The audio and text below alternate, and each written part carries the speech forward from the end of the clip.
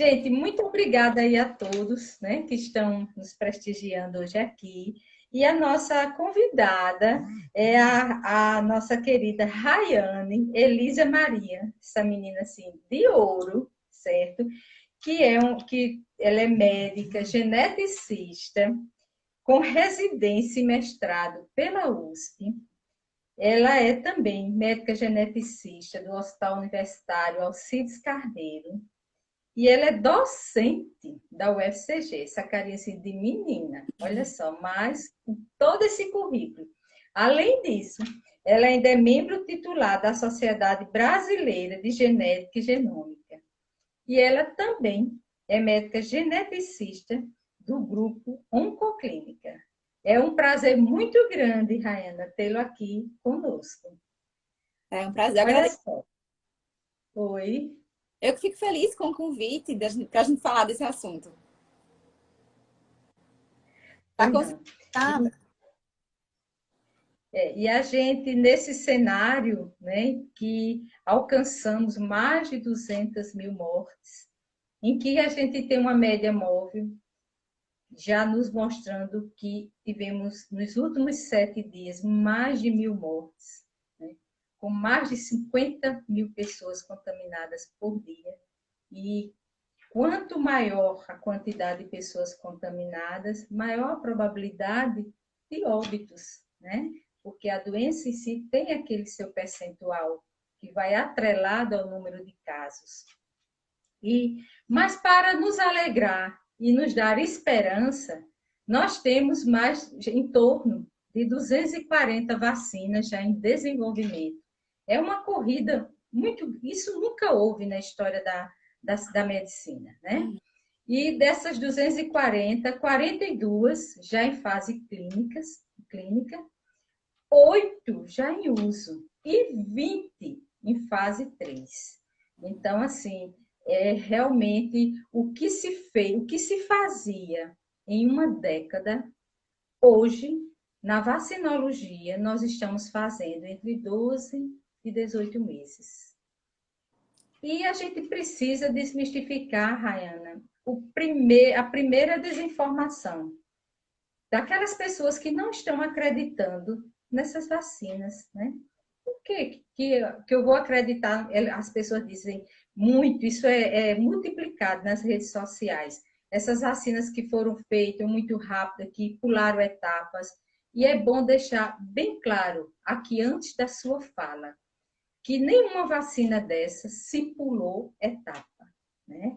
Houve até abreviação, por exemplo, a fase 3, né? Realmente, as vacinas que já publicaram em revistas, né, científicas, elas realmente, não, o tempo foi encurtado da fase 3. Mas o que aconteceu é que já tínhamos plataformas, né, tecnológicas pré-existentes e foram só adaptadas. E como isso foi uma doença, um vírus, uma doença pandêmica global, então houve um investimento financeiro muito grande, né? É como você vai construir uma casa, você pode fazer aquela casa em 6 meses, se você tiver dinheiro, botar gente e tal, e pode fazer em 4, 5 anos, né? Ou mais, vai depender do investimento financeiro que você fizer. E, além disso, uma colaboração internacional com cientistas, pesquisadores, né? Então, esses 3 fatores, eles foram importantes, decisivos na aceleração das vacinas. E daqui para frente, a história da vacina, a vacinologia, com as vacinas genéticas que você vai falar, abriu um novo capítulo da vacinologia, né? Então, é a tecnologia ao nosso favor, né? É um presente da ciência que está dando à humanidade e a gente não está conseguindo entender, receber e valorizar. E a gente tem que acreditar, né? A gente teve surto de vacina de meningite, por exemplo, na década de 70. E aí teve que se fazer vacina também, não com a tecnologia que nós temos hoje, né? Então, sempre que surge uma epidemia, uma pandemia, que se precisa de uma vacina, isso é acelerado. E antes, Rayana, de você falar das vacinas genéticas, eu vou falar assim um pouquinho, bem resumidinho, porque muita gente foram perguntas que se repetiram durante a semana, para a gente falar um pouquinho. O pessoal fica sem entender. Plataforma de vacina, o que é isso? Explica, deixa a gente tentar entender um pouquinho. Então, as vacinas, de acordo com o método utilizado no seu desenvolvimento, de acordo com a tecnologia utilizada naquelas plataformas, elas foram divididas em 3 gerações.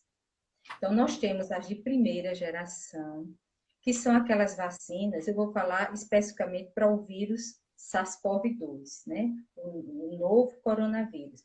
Então, que o vírus é inteiro e ele, por processos químicos, físicos, ele é morto, ele é inativado. Então, isso são vacinas inativadas.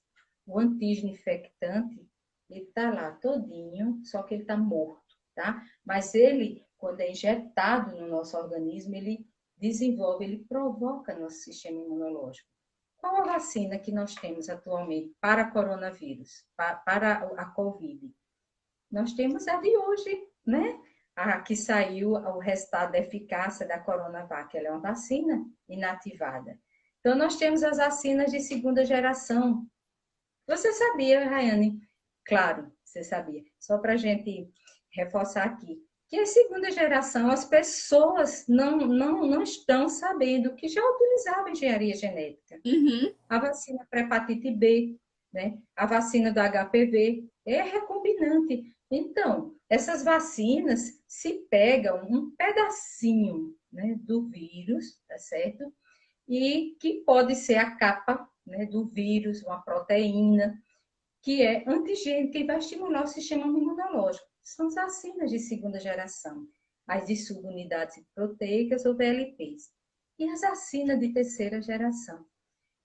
Então, as vacinas vetoriais, replicantes e não replicantes, elas estão, como a Rayane vai falar um pouco, discursar, e as vacinas de rastros nucleicos. A nossa vacina vetorial não replicante é a nossa tão esperada vacina de Oxford, que além do Brasil ter conseguido, né, 104 milhões de doses, esse acordo também houve transferência de tecnologia.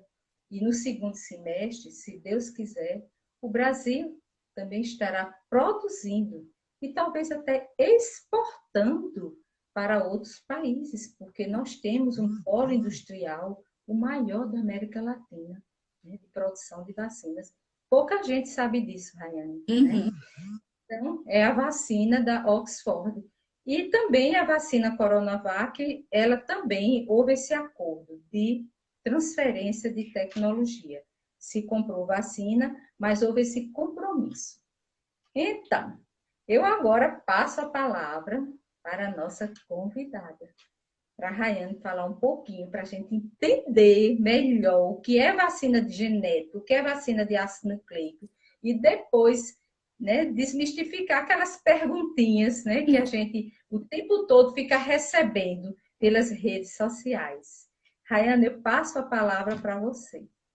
Bom, foi ótimo que a senhora já deu aí uma introdução, né, desse panorama do que são as vacinas, de como é que elas funcionam. Acho que você colocou muito bem, o Brasil ele já é expert, pouca gente sabe, mas a gente dá show o mundo afora em termos de vacinação, né? Nós somos um dos primeiros países a erradicar por meio da vacina inúmeras doenças. Apesar de, nos últimos anos, a gente começar a ver ali muitos mitos sendo levantados, inclusive para as próprias doenças genéticas, né? Quem nunca escutou que vacina causa autismo, por exemplo, né? Então, assim, a gente começou a ter um movimento contrário a esse processo de vacinação, que é o que faz a gente viver tanto até hoje, né? As vacinas são uma das formas que a gente tem de aumentar a expectativa de vida no mundo, né? A gente acha que é a tecnologia de remédio, mas a vacina é uma das formas que a gente tem de viver mais também, né? E uma coisa engraçada também, que muita gente acha que essa tecnologia, né, inclusive da vacina, do ponto de vista genético, é uma coisa nova. Mas só a vacina de RNA mesmo, ela está sendo estudada há mais de 30 anos. Se a gente vai ver os artigos aí, há mais de 30 anos, a gente já vê trabalho em cima disso. O que aconteceu? A gente já tem realmente aí muita experiência nesse assunto. Eu vou comentar mais um pouquinho o que é isso exatamente.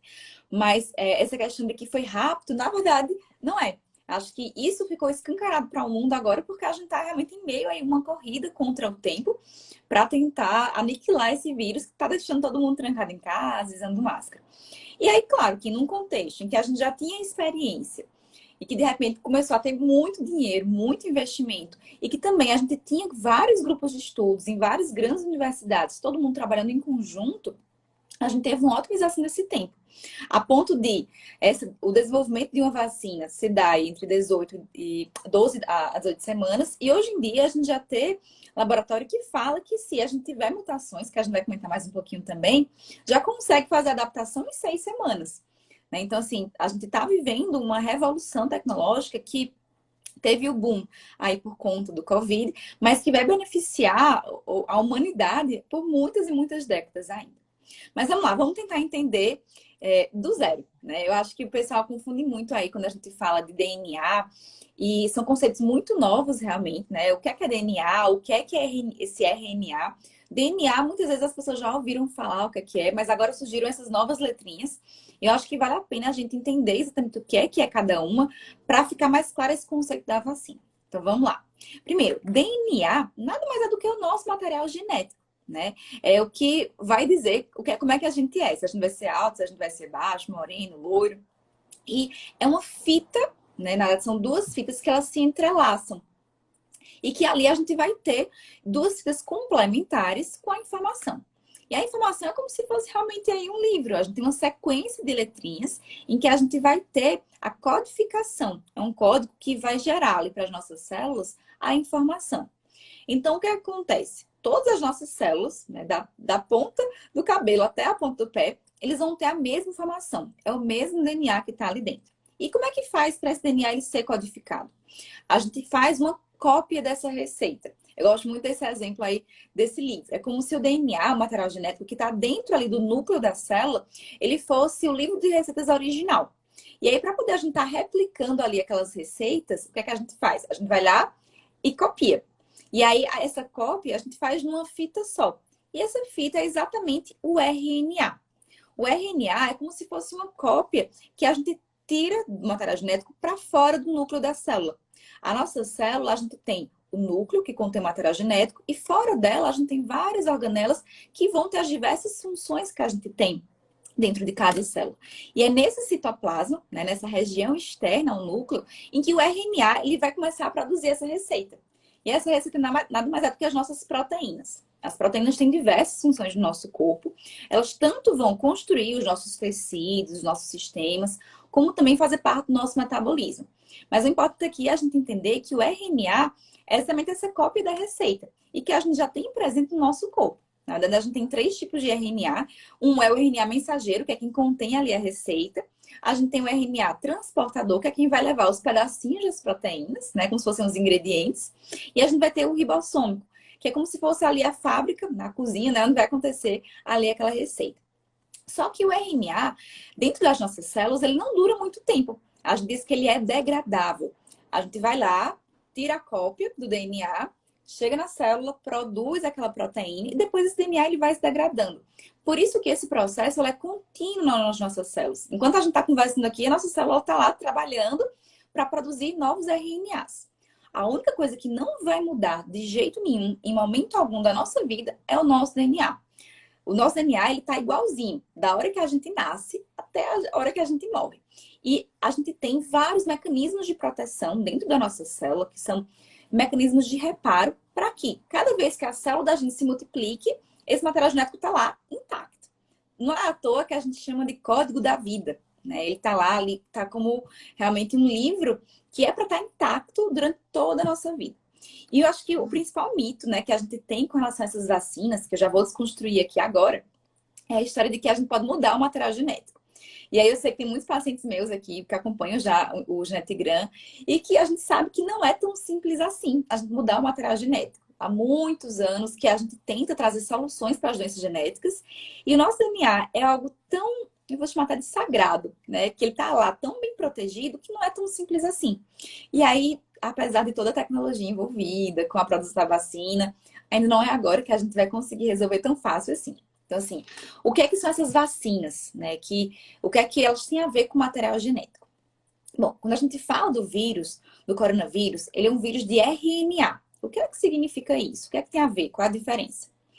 Significa que é um vírus que dentro dele, a informação genética do vírus, ele é essa fita simples de RNA. Ele não tem DNA. E aí, esse RNA do coronavírus, que se a gente fosse pensar que ele é como se fosse um livro, ele vai ter mais ou menos 29 mil letrinhas, tá? Então, teria mais ou menos essa extensão. Enquanto que o nosso DNA tem 3 bilhões de letrinhas. Então, é uma coisa realmente muito maior. E aí, no vírus, cada uma dessas letrinhas é responsável também por produzir, né, as proteínas. Seria essa receita também para produzir as proteínas do vírus. Aquelas proteínas que ficaram muito famosas, que é aquela que faz com que entra na nossa célula, que tem ali a ver com o IECA, que bombou lá no começo da pandemia, né? Todas aquelas informações, elas são codificadas pelo RNA. E aí, qual foi a ideia que os laboratórios tiveram? Bom, o nosso corpo, quando ele entra em contato com algum vírus, com algum bactéria, como acontece também nas outras vacinas, o que é que ele faz? Ele gera um anticorpo, né? Ele vai se proteger daquela invasão através desses mecanismos de defesa que a gente já tem.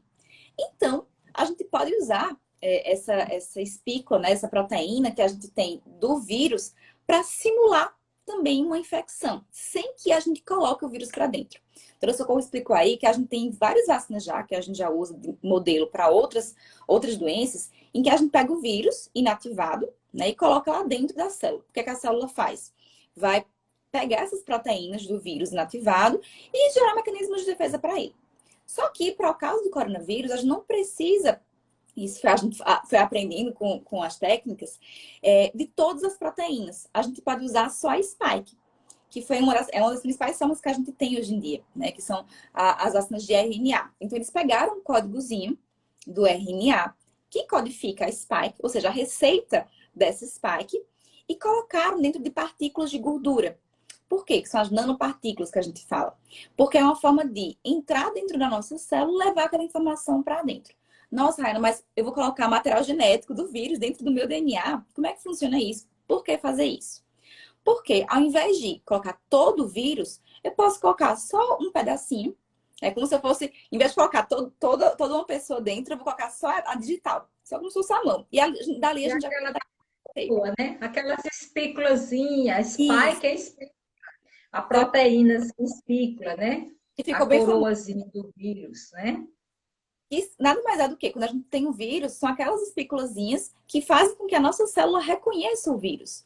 Só que, ao invés de a gente colocar o vírus para dentro, a gente coloca só a espículazinha para simular. Então, aquele RNA entra dentro da nossa célula, a nossa célula produz aquela proteína e o nosso sistema imunológico reconhece isso. E a parte disso já produz ali os anticorpos, sem que a gente tenha realmente tido contato com o vírus. E aí tá a grande jogada dessa vacina. É que esse RNA, ele não dura muito no nosso corpo. Ou seja, ele vai lá, produz as proteínas e depois de algumas horas ele se degrada. E aí o que acontece? Nosso corpo ele fica protegido, né? Porque a gente já vai ter produzido ali os anticorpos. E nosso corpo ele tem memória para isso. A gente não precisa que aquele RNA, aquele material genético, dure muito tempo. Ele vai ter o contato, vai se degradar e o corpo fica só com essa memória. Né? Então, assim, ao invés de a gente ter contato com o vírus em si, inativado, a gente vai ter só contato com... É como se fosse um carimbo, né? Que a gente vai lá, deixa a marca e depois se apaga o carimbo original, que seria o RNA. Só que... Rayana, e esse RNA mensageiro, ele é sintético na vacina, né? Isso. Ele não é um RNA, ele é sintético. Essa Leva o códigozinho, a gente produz a proteína lá no citoplasma, né? Não tem nada a ver com o núcleo, como você está falando, exatamente, né? Não entra no nosso núcleo. Do mesmo jeito que o RNA da nossa célula, o RNA da vacina, que foi feito lá em laboratório, igualzinho à sequência, é como se fosse uma xerox, né? Que se a gente fosse ver, é como se fosse uma xerox, mas não é o vírus. Essa xerox, ela vai entrar dentro da nossa célula, mas não, de jeito nenhum ela é capaz de entrar no núcleo. Nem o nosso RNA ele é capaz de entrar de volta, quanto mais o RNA estrangeiro, né? E do mesmo jeito que o nosso RNA, o RNA da vacina, ele também vai ser degradado. Toda aquela maquinaria, a gente já tem de degradar. A gente tem enzimas que vão lá degradam porque o RNA ele não é para durar muito. É para ele produzir aquela proteína e se degradar. A mesma coisa acontece com essas vacinas.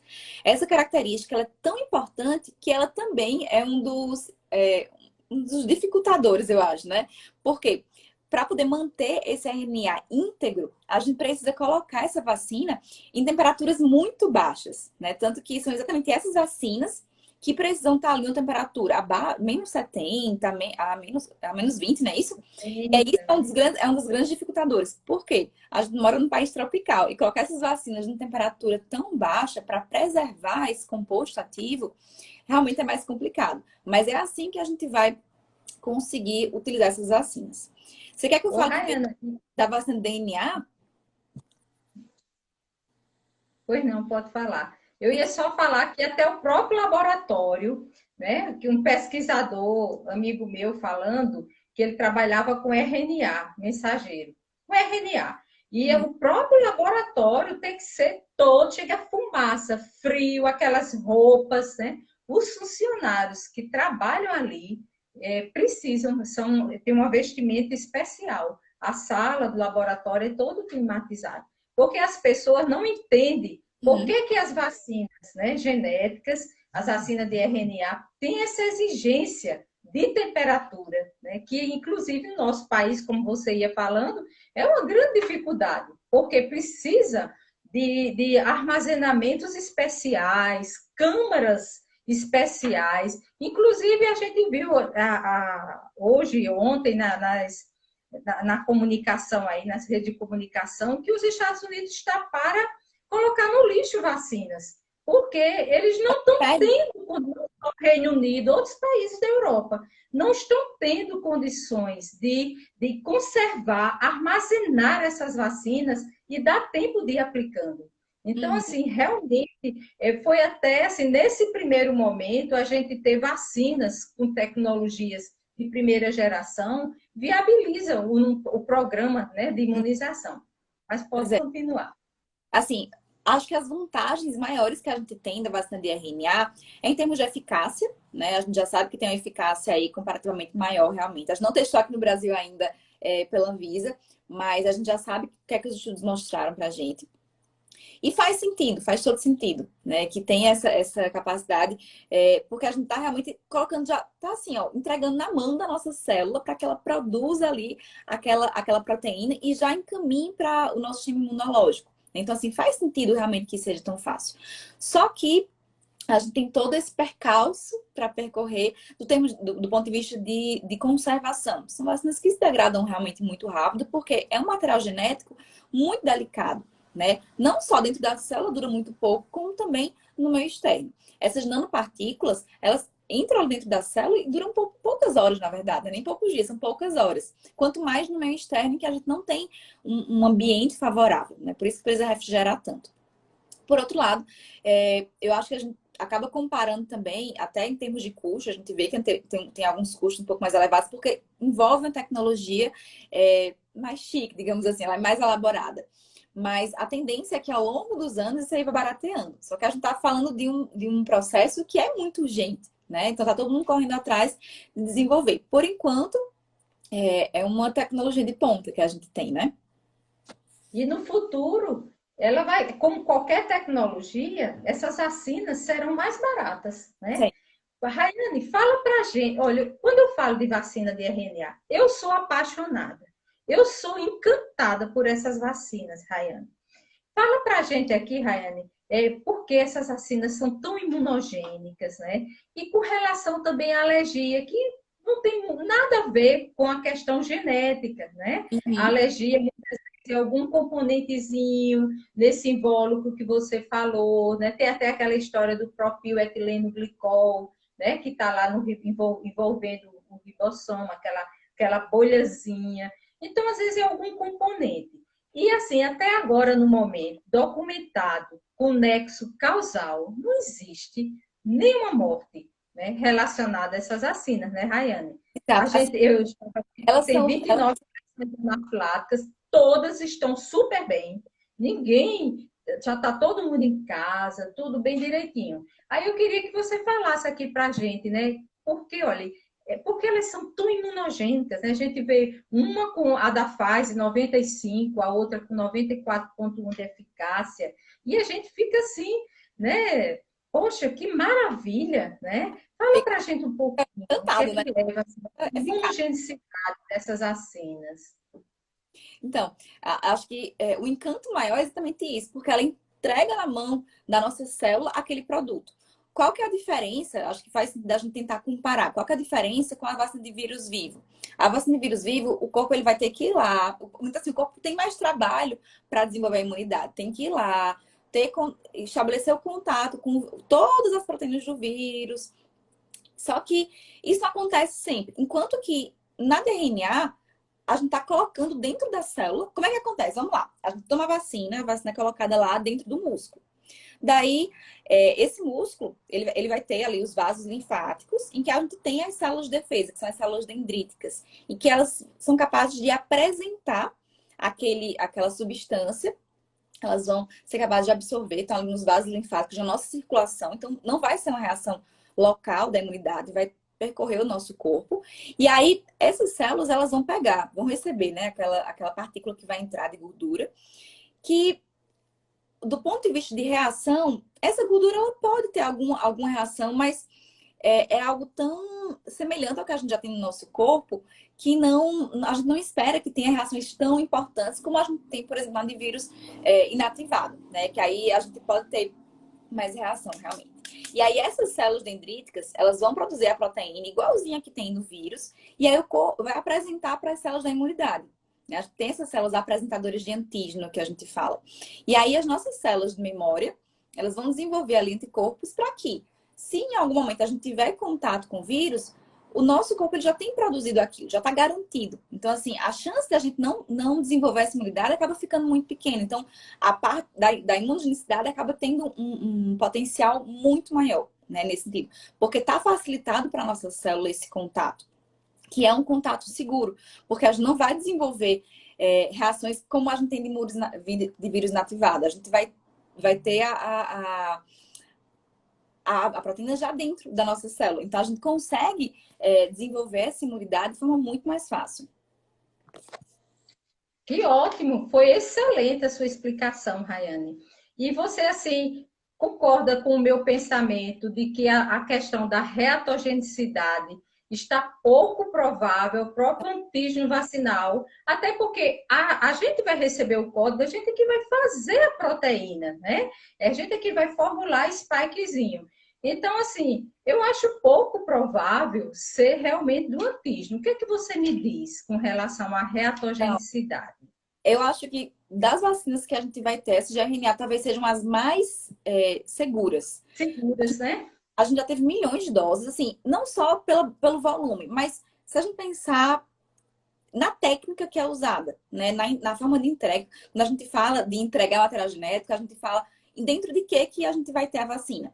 Então, a DRNA está dentro de um invólucro, como se fosse uma caixinha de gordura, né? Então, é como se fosse uma gotícula de gordura, que é a forma mais fácil que a gente tem de entregar. E aí, assim, a maior parte das reações que a gente vai ter é o quê? Reação local, né? Da própria vacina, da própria aplicação, que a gente tem É normal, né? Qualquer vacina, e é até importante que faça, né? Que é aquela reação inflamatória comum, e vacina, assim, né? as reações que a gente tem, as outras reações que foram descritas não são reações graves, são reações de dor, de mal-estar, mas que não tem a ver necessariamente com o fato de estar colocando material genético ali dentro, né? Então, assim, é uma vacina que é segura pela técnica que ela utiliza. Diferente da vacina que a gente tem de DNA. Tem uma das vacinas que ela envolve o DNA. Eu não vou falar muito aqui no Brasil, mas ela tem uma técnica que é um pouquinho diferente. Eu acho que dá pra gente comentar um pouquinho dela aqui, né, Socorro? Pode, apesar de que a gente não tem nenhuma vacina DNA em fase 3, né? Assim, a gente focou mais a de RNA, porque nós já temos a da Pfizer, a Moderna e uma alemã, a Curavec, assim. Curavec. Está para ser ainda não está em uso emergencial. Então, assim, como são as que nós temos, à medida que forem surgindo, a gente vai explorando mais, né? Mas, assim, assuntos, né? Uma Sobre outra elas. informação que eu acho que vale a pena a gente comentar, que é a história dos chips, que surgiu logo quando começou a se falar de vacina, que o Bill Gates ele chegou a comentar alguma coisa, foi mal interpretado, né? O que é que é a história dos chips que o pessoal aí andou se confundindo? Pois é, O que os é que acontece? chips, né? O Bill Gates ele tem lá um fundo, né, que ele estimula ele dá verbas, na verdade, para o desenvolvimento das vacinas. E ele comentou que daqui a algum tempo a gente vai ter tecnologia para reconhecer quem foi que tomou as vacinas. Só que a gente não está falando de chip. A gente está falando, na verdade, de como se fosse um marcador, né? Eles chamam de poro quântico. Né, que é como se fosse uma luzinha que é capaz de reconhecer quem já tomou a vacina ou não. Só que, na verdade, isso não tem nada a ver com chip. Nada a ver. Seria impossível a gente implantar um chip dentro da nossa célula. É como se Pessoas distorcem tudo, né, Rayane? isso, na verdade é como se fosse um marcador. E aconteceu que naquela época, o que o Bill Gates falou foi mal interpretado, né? Teve aí uma fala que foi traduzida de forma tendenciosa, e aí houve todo esse burburinho, né, no mundo, encheu de fake news, mas não tem nada a ver, a gente não tá falando de chip. O que ele falou é que no futuro pode ser que a gente desenvolva realmente um marcador que eu acho que vai ser muito útil, né, sempre que a gente fizer aí uma vacina, não só de material genético, como qualquer um outro, mas a gente conseguir identificar se a pessoa tomou uma determinada vacina ou não. Mas eu acho que esse não é o foco, da pesquisa agora. O foco da pesquisa é realmente a gente desenvolver alguma forma de imunizar toda a população, né? Depois a gente pode pensar aí numa estratégia para identificar. Porque esse contexto atual não é vacinar, é a vacinação, né? Porque nós precisamos, para bloquear a transmissão desse vírus, frear a pandemia, eu sempre digo isso o tempo todo, acho que quem convive comigo não aguenta mais, mas precisamos de altas coberturas homogêneas, só dessa forma, né? Mas, Rayane, voltando ainda um pouquinho, nós temos um problema, porque você sabe que existem grupos que inicialmente não podem ser estudados, não entram no estudo de eficácia das vacinas, não só dessas da Covid, qualquer doença, que são as gestantes, os imunossuprimidos, né? Os idosos, né? Pacientes com comorbidades. E assim, por exemplo, idoso, vacina influenza, a gente para ter uma boa resposta, ou se coloca uma maior quantidade de antígeno ou adjuvantes mais robustos. Mas, assim, nas vacinas de RNA, os estudos parecem já estar delineando que serão opções para esse grupo, Rayane. Eu não sei se você viu alguma Sim, coisa. eu vi. Para os idosos, pacientes que não têm uma boa resposta imunológica, né? Que não monta uma boa resposta imune para as outras, por exemplo, para vacinas de primeira geração. Você viu alguma coisa se isso abre uma perspectiva para os pacientes com condições especiais, Rayane? Para os idosos, já teve estudo que mostrou uma boa cobertura, tá aí como uma boa opção. Mas realmente, como você falou, quem é que vai? Até pergunta se tiver alguma gestante aqui. Você, como gestante, você entraria num estudo estando grávida para testar o risco de uma vacina? Provavelmente não, né? Ninguém ia colocar qualquer criança à toa para ser o primeiro estudo de alguma medicação. Então, assim, o que é que a gente tem das gestantes? Com certeza, desses milhões de pessoas que já foram vacinadas, a gente vai ter mulheres que estavam grávidas e não sabiam, como também mulheres que vão engravidar logo depois. Então, assim, a gente vai ter um resultado a partir desse feedback, certo? As crianças, a gente já tem alguns estudos que estão em andamento para abaixo de 18 anos. A gente não tem nenhum resultado.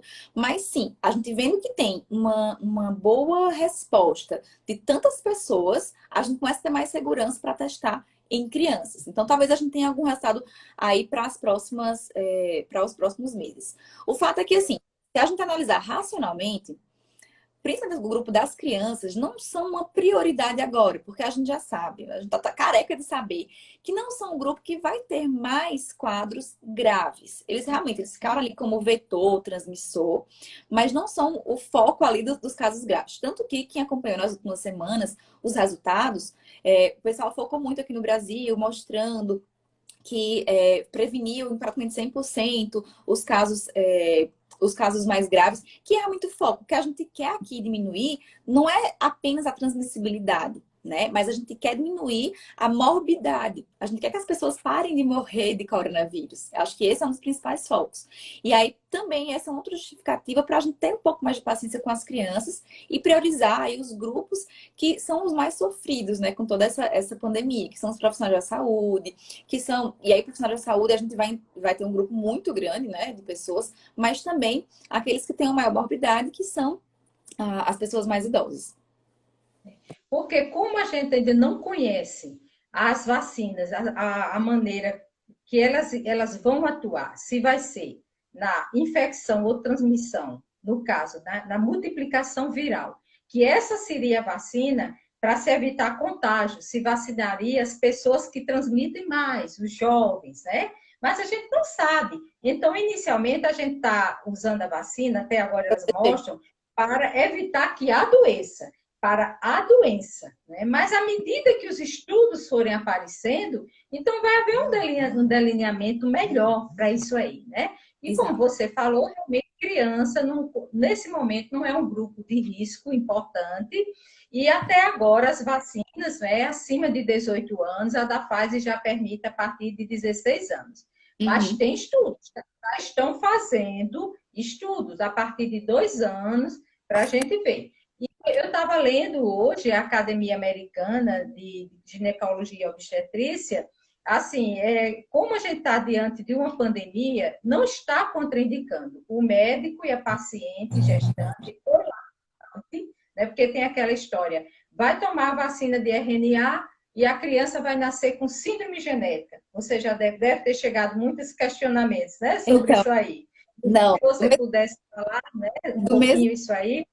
do mesmo E jeito. a gente, a Academia Americana diz que não, dependendo do risco, se a gestante manifestar o desejo de se vacinar, como não temos estudos contraindicando, ela terá esse direito. Tanto a lactante, né, que estiver amamentando, aquelas mães que amamentam, como as gestantes. Mas aí, se você puder falar que isso é uma dúvida, vacina de RNA, se a mulher o tomar, o bebê vai nascer com síndrome genética. Pelo amor de Deus. Vamos lá, vamos primeiro entender. Aí. Vamos bem básico, entender como é que os bebês se formam, né? O bebê vai se formar pelo quê? Pela junção do material genético que tem lá no espermatozoide do pai com o material genético que tem no óvulo da mãe. Pela fecundação, a gente vai ter a formação ali do zigoto, né, que é a primeira célula do embrião que começa a se dividir, certo? Primeiro vamos entender isso. E aí, depois que esse bebê ele se implanta, a mulher já vai ter a formação da placenta e por aí vai. O material genético do bebê é esse, certo? O que acontece? A gente até pode ter material genético do bebê que passa para a mãe. Tanto que hoje em dia a gente já tem teste genético que a gente faz pelo sangue da mãe. Só que, eu não vou dizer que é impossível, porque acho que é uma palavra muito forte, mas é altamente improvável que a mulher tome uma vacina de um RNA que se degrada em poucas horas, que não vai afetar nem o material genético dela, quanto mais que isso vai afetar o dentro de um bebê que está ali pela barreira placentária, né? Já com seu material genético formado. E lembrar aquilo que eu comentei, o nosso DNA, ele é muito sagrado. A gente tem vários mecanismos de defesa dentro das nossas células. Então, não é simplesmente assim, eu quero ir lá e modificar, né? Os meus pacientes aqui, que já acompanham o Genetic já falam várias vezes sobre isso. Não é simples a gente chegar lá e modificar e resolver uma alteração genética, não só causar, como também reverter. Então, não é tão simples assim. Eu acho que vai ser bem seguro para gestante, sim. Nada de doença genética para os filhos. Ótimo, muito bem. Eu tenho certeza que com o desenrolar, né, das pesquisas, vamos chegar a essas conclusões. Rayana, nós estamos presenciando como a transmissão comunitária do vírus está muito intensa no mundo todo, e quanto mais ele circula, o que é que acontece? Ele sofre mutações, né? Então, nós temos a mutação do Reino Unido, aquela B1.17. Temos essa da África do Sul, né? A B1.135, alguma coisa. E agora a de Manaus. O que que você me diz? A gente lê, né, e fica um pouco preocupada, porque a gente vê que essas mutações, elas ocorreram justamente na proteína spike, né, na spike, que é ali onde a gente achava que tem aquele RDB e RDN, né, que não teria problema, que o vírus, as mutações não iam chegar por ali, e chegaram.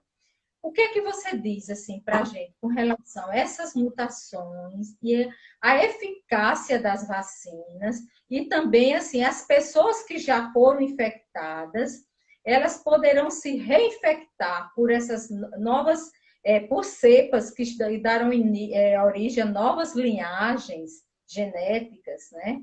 O que é que você diz assim para a gente? Fala aí. Acho que a primeira coisa, o primeiro mito que a gente tem que destruir aqui é isso de que é a primeira mutação que acontece no vírus. Na verdade, o vírus ele está sofrendo mutações sempre, constantes. Essas são as mutações que são duradouras. Por que que a gente tem mutações? Por que que a gente sofre mutações? Por que que elas perduram? Porque o vírus ele quer viver mais tempo para poder se espalhar por mais pessoas. Então, essas mutações que elas sobrevivem são aquelas que, principalmente, elas levam a um maior grau de transmissibilidade, ou seja, ela consegue infectar mais pessoas e as pessoas vivem mais, porque assim elas conseguem contaminar outras pessoas. Então, assim, essas três mutações que a gente já tem bem documentadas, nada delas já eram esperadas desde o começo da pandemia. Do mesmo jeito que a gente tem, isso aí todo mundo já deve ter ouvido falar, que tomar a vacina do vírus, da gripe todo ano, quando começou a se desenvolver as vacinas para o vírus da Covid, a gente já esperava isso. Os próprios laboratórios, eles já estavam experimentando, né, essas mudanças. Essas variações que já foram vistas, não essas três especificamente, mas outras, já estavam sendo vistas em laboratório e até então a vacina não tinha sofrido nenhuma repercussão. Para esse Manaus, não, mas para as outras duas, eu já vi que estavam testando. Aparentemente, não tem nenhuma repercussão, mas uma coisa que precisa ficar bem claro. Isso não quer dizer que vai ser a única vacina para a Covid que a gente vai tomar. Isso provavelmente, isso é uma aposta minha, não sei se você já chegou a considerar isso, mas que deve entrar no calendário vacinal da gente. A gente está precisando renovar essas vacinas. Por quê? A ideia é que a gente consiga erradicar, mas não vai ser 100% Covid. Ele vai continuar sofrendo mutações, só que agora a gente vai estar armada, a gente consegue combater. E pode ser que daqui a 2 anos a gente tenha que repetir aí a proteção de todo mundo, como a gente faz também para outros vírus. Porque a ideia aqui é que a gente tenha uma vacina potente para a maioria do que está acontecendo. Pode ser que essa vacina que a gente tá fazendo agora, né, o que vai fazer, ela consiga realmente combater essas três mutações que estão aí correndo o mundo agora. Mas não sei daqui a 1 ano, 6 meses. Será que de repente a gente não vai ter uma nova mutação ainda mais forte? Que realmente seja capaz de bater esse vírus? E aí, assim, duas coisas. Primeiro que uma coisa que, do ponto de vista de tecnologia, a gente conseguiu aprender muito, né? É como se essa pandemia tivesse no intensivão para os laboratórios, né? A gente agora já consegue desenvolver novas vacinas em tempo recorde. 1 mês e meio. O que é 1 mês e meio, né? Isso para DRNA, principalmente. Basicamente, a gente vai trocar ali a sequência. Então, assim, é muito fácil. Vai mudar o códigozinho, né, Rayane? Muda o código, a sequência já tem uma vacina pronta. Exato. Não vai ser assim? Exato. Maravilhosa. Por isso que eu você, que eu sou apaixonada por essas vacinas de ácido nucleico, de RNA principalmente, né? Lembra Então, que realmente. lá no começo, que a sequência do coronavírus ele tem quase 30 mil letrinhas. Dentro da vacina de RNA, a gente tem mais ou menos 3 mil e poucas letrinhas. Então, basicamente, o que a gente vai ter que fazer é ver onde é que está a letrinha trocada e fazer o ajuste. É como se a gente estivesse fazendo uma xerox e só trocasse a versão do livro. É mais ou menos isso, né? E aí, assim, eu acho, né, que essas pessoas que estão tendo reinfecção documentada ao redor do mundo, né, ao longo desse tempo, provavelmente, né, falando bem provavelmente, a gente não tem como saber, podem ser pessoas que tenham tido contato com um vírus já mutado. Mas de repente é uma mutação mais leve, que aquela pessoa que não conseguiu desenvolver uma imunidade adequada. Isso aí é uma hipótese, a gente não sabe.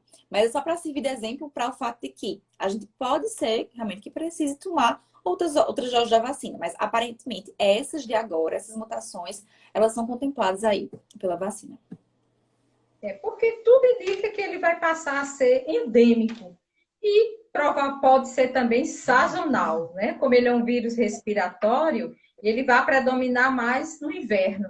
E isso que nós estamos presenciando em Manaus, tanto tem a questão da mutação, que a gente não sabe até que ponto está influenciando, mas o Manaus ali, aquela parte, ela se assemelha muito ao hemisfério norte. É tanto que se questiona que a vacina influenza daquela região deveria ser a vacina do hemisfério norte, da Europa, dos Estados Unidos, tá entendendo? Do hemisfério norte. Então, assim, pode ser que o vírus esteja sofrendo também essa influência nessa segunda onda. Eu estou vendo assim também por esse olhar, né?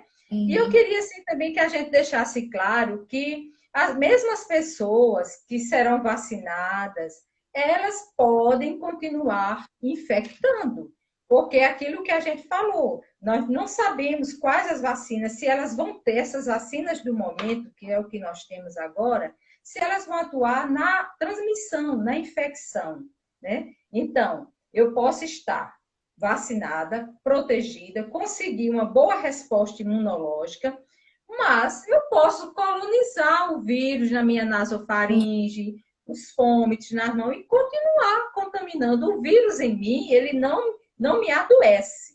Eu estou protegida da doença, mas eu posso continuar transmitindo, infectando.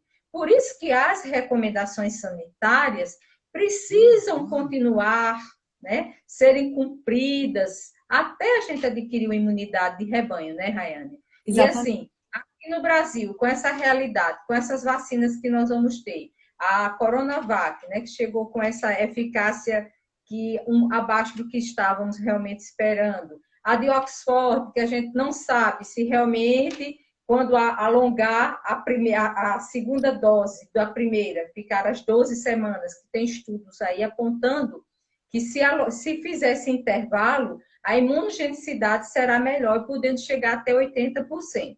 Mas atualmente é 62% e com a média de 70%.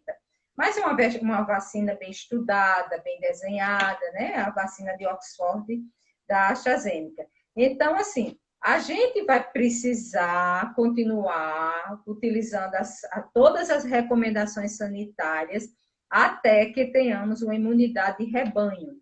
Vacinas imunogênicas, como a de ácido nucleico, com 94, 95, 70% da população vacinada, a gente já pode ter uma imunidade de rebanho.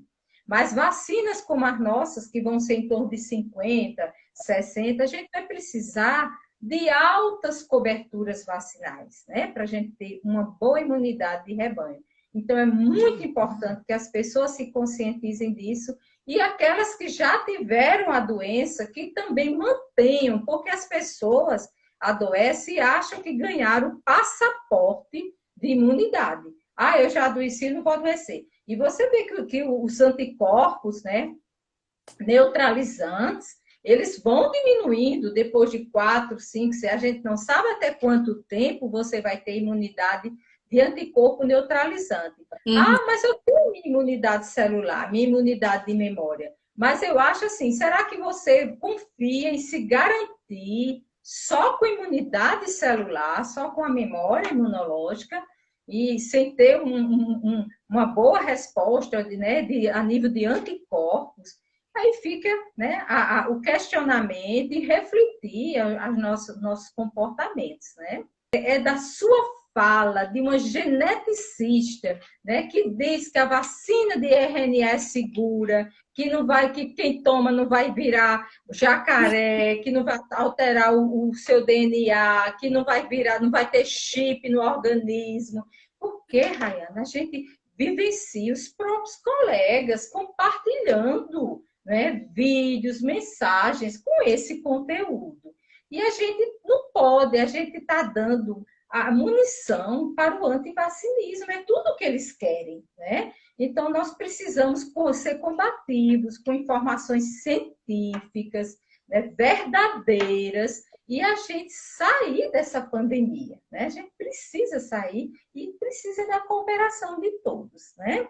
Verdade. Assim, eu acho de tudo, o pior é que, assim, é, a desinformação, ela produz uma geração, na verdade, que tá ali só copiando e colando, né, informações que são erradas e que acabam prejudicando, né? A história do Bill Gates mesmo, como eu expliquei para vocês, foi uma tradução errada, né? Teve uma interpretação errada. Então, assim, mas no tanto de pessoas que não ficaram com medo, né? Hoje em dia a gente vive essa questão da privacidade. Quantas pessoas não se sentiram intimidadas com uma história dessa? Que na verdade que não é verdade, né? Então, assim, a gente tem que ter muito cuidado com as fontes que a gente procura. E depois eu vou até tentar produzir um post explicando com desenhozinho exatamente como é que funciona a vacina. Porque eu acho que quando a gente vê o desenhozinho, fica mais fácil da gente entender. E depois eu faço essa semana. Maravilhoso.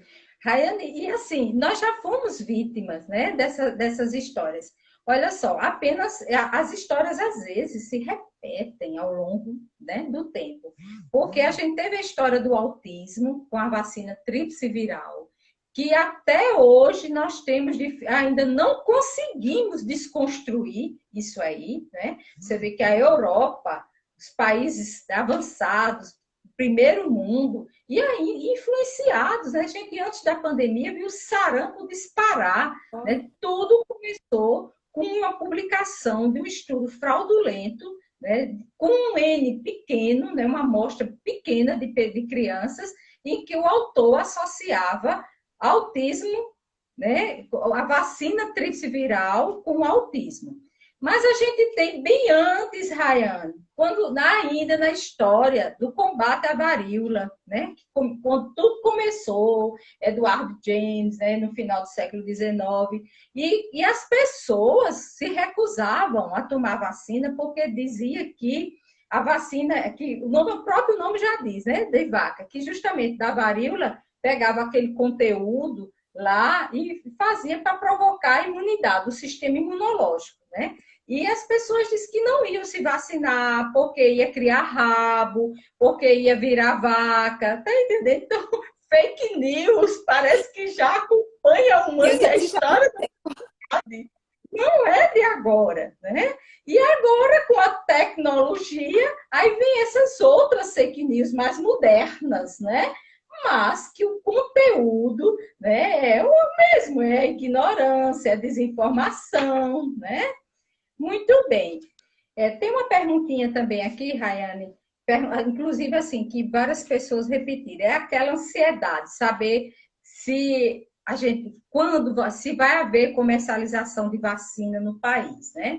Olha, inicialmente, nós estamos diante de uma emergência sanitária, né, de uma pandemia, então, toda a produção global de vacina dos diversos laboratórios no primeiro momento, será para atender os programas públicos de imunização, tá?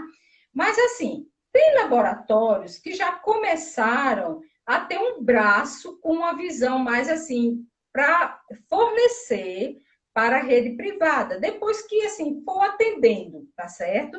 Então, nós vamos sim, mas a gente não sabe quando, nem quais as vacinas, né? A gente tem um portfólio de vacinas muito grande para chegar aí, muitas vacinas maravilhosas, tá certo? Nesse primeiro momento, nós temos essas, a que vai entrar no Programa Nacional de Imunização, será a Coronavac e a de Oxford, será nesse primeiro momento. E, assim, vai acontecer também, Rayane, como nós temos uma população global em torno de 7,8 bilhões de pessoas. Nenhum país, tá certo, vai conseguir ter só um produtor de vacina, um laboratório. Exceto, por exemplo, os Estados Unidos, né, que tem o privilégio de ter a Pfizer, de ter a Moderna, né? Então, provavelmente, eles vão incorporar outras vacinas que eu acredito que a logística seja mais fácil, porque eles estão tendo grande dificuldade de avançar na vacinação por conta dessa logística né, complicada da vacina, de armazenamento e conservação. Então, provavelmente vai acontecer situações de você tomar uma vacina, a primeira dose, e a segunda não ser do mesmo fabricante. Vai acontecer, claro, principalmente num país como o nosso, né, de dimensões continentais. Mas, assim, vai ter também laboratórios que vai ser dose única, como o da Janssen, que é de vetor não replicante, né, que usa adenovírus. Então, tem muita história ainda, muita água para passar debaixo dessa ponte na história das vacinas, né? E que, assim, as pessoas vamos tomar, se precaver, ter os cuidados, né, que exigidos, que é o que a gente pode fazer no momento. Se alimentar bem, dormir bem, né, fortalecer nosso sistema imunológico e as medidas sanitárias. Quem tiver o privilégio de poder aguardar, né, outras vacinas que chegarão, tudo bem. Mas para os grupos de riscos, de alto risco, os profissionais que estão no fronte, eu acho que não deve protelar, eu acho que devem fazer as vacinas que estão sendo liberadas para uso emergencial, tá entendendo? Já num outro momento, quando, né, no próximo ano, ou a gente não sabe, daqui a 6, 8 meses, você já não tiver uma proteção imunológica e quiser tomar uma outra vacina, é outra história. Mas, assim, o ideal é que as pessoas que estão nesse grupo, né, nesse primeiro momento, que façam. Porque, além de ser sua proteção individual, é aquela história da imunidade rebanho. Agora, é importante também esclarecer que vacinas de uso emergencial, elas não podem ser utilizadas em massa, tá entendendo? Por conta, elas vão precisar ter o seu registro definitivo. Então, vacina para ser comercializada, ela também não pode ser vacina de uso emergencial.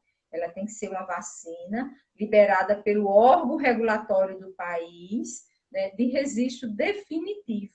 Mas tudo isso vai chegar. A questão é que a gente está com uma alta transmissão comunitária e a gente tem que ir mais rápido do que o vírus, né? Então, eu disse que é uma questão de uma proporção de 10. Para cada 50 pessoas que adoecem, você tem que vacinar 500, né? Para você conseguir ir bloqueando a circulação do vírus. Então, esse pool de vacinação nesse primeiro momento, o mais rápido possível, porque a gente vê que realmente a pandemia está acelerando, que essa segunda onda está vindo com muita força, então a gente tem que iniciar a vacinação e vacinação que você puder, né?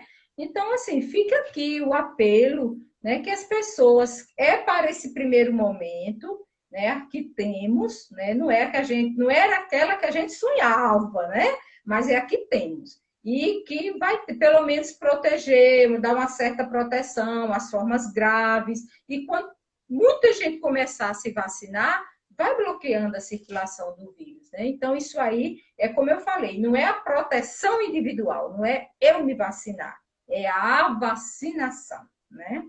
Do ponto de vista assim, da conscientização da importância da vacinação. Se a gente estivesse falando para vacinar para poliomielite, que as pessoas já sabem o que acontece com a polio, pode parecer bobagem, a gente tá falando, não, você tem que vacinar para polio. As pessoas, hoje em dia, não, vai vacinar. Mas para o Covid, né, que gerou toda essa catástrofe, né, mundial, ainda para mim parece um pouco fora de senso, a gente está tentando convencer as pessoas a se vacinar. Claro que todo mundo tem medo do novo, tem medo do desconhecido, né? Eu acho que essa vacinação que está acontecendo aí em todo o restante do mundo, talvez motive um pouquinho mais o brasileiro, né? Porque a gente tem muito isso de se espelhar no exemplo e vai ver que as pessoas não estão morrendo. Claro, tem efeito adverso? Tem, como qualquer medicação e como qualquer medicação, por exemplo, tem. Mas eu acho que, antes de tudo, a gente tem que tentar se informar, confiar, tentar procurar fontes confiáveis, não simplesmente aquelas coisas que chegam ali no nosso WhatsApp, que a gente vê aqui em qualquer lugar, no Instagram, no Facebook. Ao invés de replicar, procurar fontes confiáveis, né? Sabendo onde é que veio aquela informação. Claro que a gente está tendo todo dia uma avalanche de muitos dados e muitos números que são difíceis de entender muitas vezes. Mas a primeira coisa é paciência, entender que a gente não vai ter qualquer coisa sendo liberada, são coisas confiáveis, né? O Ministério da Saúde, ele vai e checa as informações, não recebe simplesmente do céu qualquer coisa que tá lá. E quando a gente pensar em se vacinar, entender que aquilo ali não é um ato individualista. Claro, vai proteger a gente? vai. Mas aquela atitude ali, mesma forma que usar máscara, que lavar as mãos, é uma coisa que está protegendo também as outras pessoas, as pessoas que moram dentro da sua casa, as pessoas com quem você tem contato e até pessoas que você nem sabe, né? Porque aquilo ali é um rebanho, todo mundo está sendo beneficiado. Pois, ó, um beijo no coração. Se sintam todos abraçados e beijados, tá bom? Até a próxima live.